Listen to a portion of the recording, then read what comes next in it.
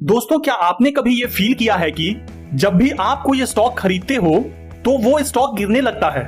ऐसा लगता है जैसे उस स्टॉक में कोई पनौती लग गई हो, और फिर जैसे ही आप उस स्टॉक को बेच देते हो वो स्टॉक अचानक से ऊपर चढ़ने लगता है, जैसे कि स्टॉक आपके बेचने का ही इंतजार कर रहा था और अब लगता है जैसे वो स्टॉक रॉकेट बन गया हो। अगर भाई साहब आप लोगों ने भी स्टॉक मार्केट में ऐसा ही एक्सपीरियंस फेस किया है तो ये वीडियो बस आपके लिए है।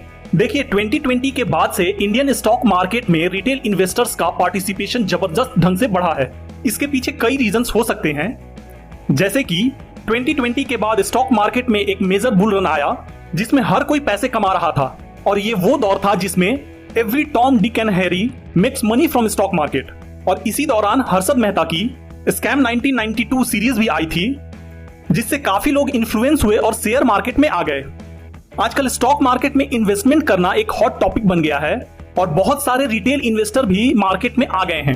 अब चलिए कुछ प्रैक्टिकल सिनेरियोज से समझते हैं कि आखिर ऐसा होता क्यों है जिस स्टॉक को हम खरीदते हैं वो गिर जाता है और जिसे बेचते हैं वो भागना शुरू कर देता है। क्या स्टॉक मार्केट हमारे अगेंस्ट काम कर रहा है? ऐसा क्यों लगता है कि जैसे स्टॉक मार्केट हमारे मजे ले रहा है? देखिए, अगर आपके साथ ऐसा हो रहा है तो ये ऑफेंड होने वाली बात नहीं है, बट मैं 100% दावे के साथ कह सकता हूं कि आप न्यू इन्वेस्टर हो और आपने स्टॉक मार्केट में 5 साल से कम टाइम गुजारा है और आपको क्या करना होगा इस इशू से बाहर निकलने के लिए। चलिए इसे एक सिनेरियो से समझते हैं। मान लीजिए एक कंपनी एबीसी लिमिटेड है। आपने इस कंपनी के शेयर्स को खरीदने से पहले जितना भी रिसर्च हो सकता था सब कुछ किया। पीई रेशियो को देखा, मार्केट कैप समझा, कंपनी किस सेक्टर में काम कर रही है, उस सेक्टर का फ्यूचर कैसा है, प्रमोटर्स की हिस्सेदारी, एफआईआईज एंड डीआईआई की होल्डिंग, सब कुछ एनालाइज किया। मतलब आपने होमवर्क अच्छे से किया और उसके बाद ही इन्वेस्टमेंट किया। अब मान लीजिए एबीसी लिमिटेड के एक शेयर का प्राइस अभी 1000 रुपीज पर शेयर है और आपने 100 शेयर खरीद लिए, मतलब कि आपने 1 लाख इन्वेस्ट कर दिया। लेकिन अब देखते हैं कि एक हफ्ते के अंदर ही शेयर का प्राइस 5% गिर जाता है और एक महीने के अंदर 10% तक नीचे चला जाता है और ये गिरावट आगे भी कंटिन्यू रहती है और अगले 2-3 महीनों में ये शेयर 20% तक गिर जाता है। ऐसे सिचुएशन में ऑब्वियस है कि आप टेंशन में आ जाते हैं और आपको लगता है कि जितना पैसा मिल रहा है बस वही लेकर स्टॉक को बेच देना चाहिए। मैं हकीकत बता रहा हूं, अगर आप न्यू इन्वेस्टर हैं और आपने स्टॉक मार्केट में 5 साल से कम समय गुजारा है और ऐसा सिनेरियो आ जाए कि 2-3 महीनों में आपका 1 लाख का इन्वेस्टमेंट अमाउंट 80,000 हो जाए, मैं लिख के देता हूं 95% इन्वेस्टर्स उसमें निचले प्राइस पे एवरेज करना तो दूर की बात है, वो इतना डर जाएंगे कि उस स्टॉक को होल्ड भी नहीं करेंगे। एक्चुअल में होता क्या है, आप डर की वजह से आप अपनी रिसर्च को भी भूल जाते हैं और स्टॉक को लॉस में ही बेच देते हैं। लेकिन 1 साल बाद जब आप उस स्टॉक को दोबारा देखते हैं तो पाते हैं कि अब वो 1200 पर ट्रेड कर रहा है। तब आप अफसोस करते हैं कि अगर उस वक्त बस स्टॉक को होल्ड भी कर लिया होता तो आज प्रॉफिट में होता।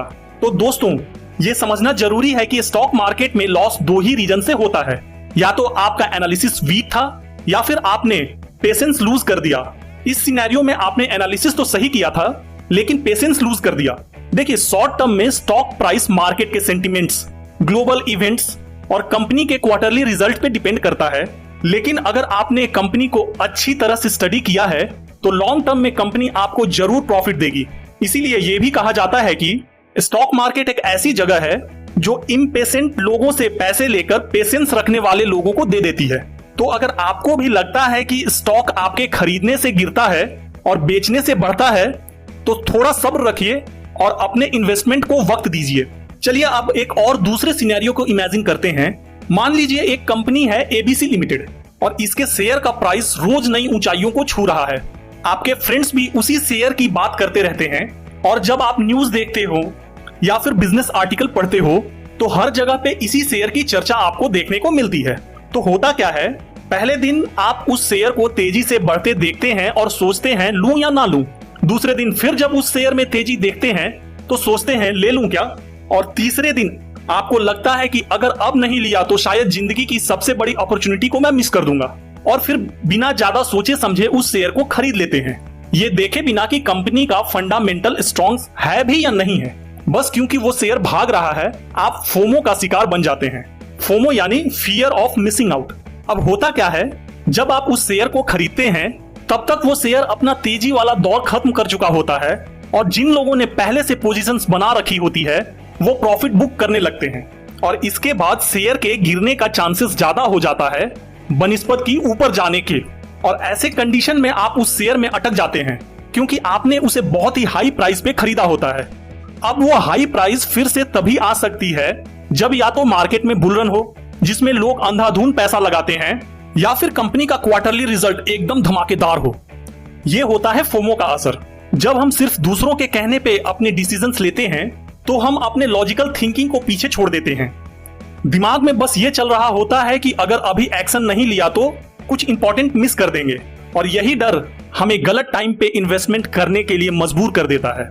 शेयर मार्केट में पेशेंस और डिसिप्लिन सबसे जरूरी होता है।